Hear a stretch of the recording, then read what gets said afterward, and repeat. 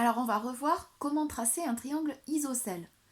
Je vous rappelle qu'un triangle isocèle est un triangle qui a deux côtés de même mesure. Alors, vous avez besoin d'un crayon de papier bien taillé. Vous remarquerez que je ressors mon crayon Reine des Neiges, d'un compas et d'une règle graduée.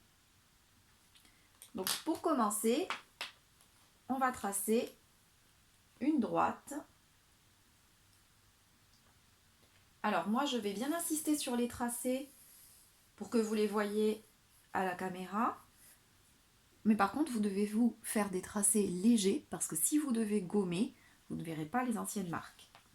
Donc cette droite, on va l'appeler D.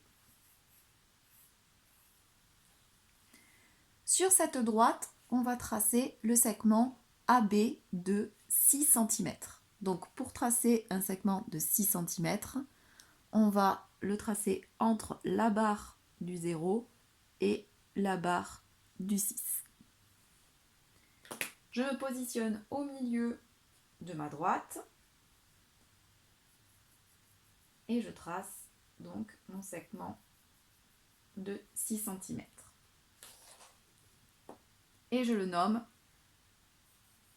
AB en lettres majuscules. C'est la convention pour nommer un point. Ensuite, je me saisis de mon compas et de ma règle graduée et je vais choisir un écartement de 8 cm.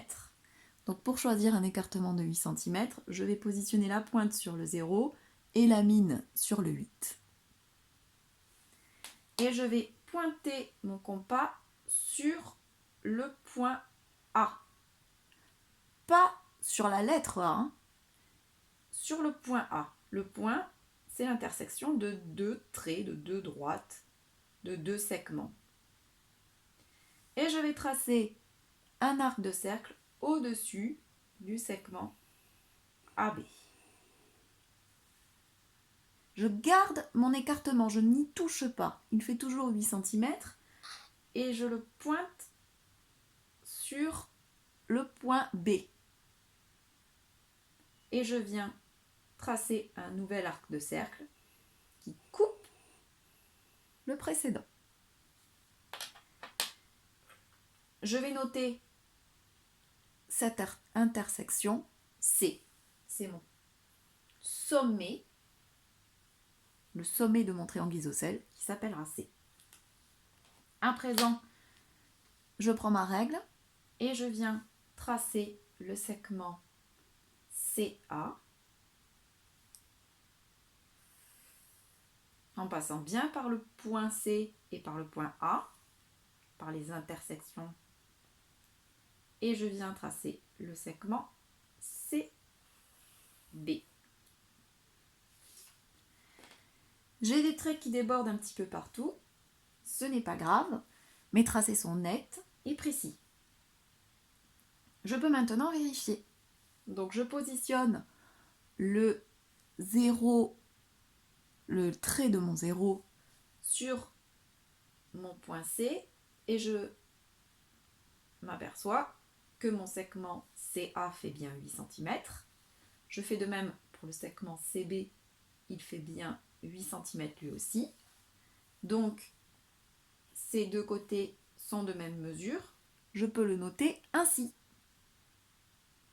La base, on l'avait déjà mesurée tout à l'heure, elle fait 6 cm.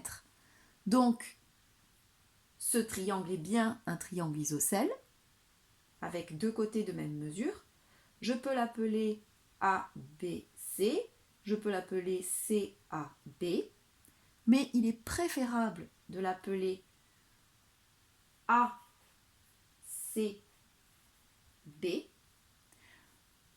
parce que si je mets la lettre C qui correspond au sommet au milieu du nom du triangle, cela signifie que ce triangle est isocèle en C. À vos crayons.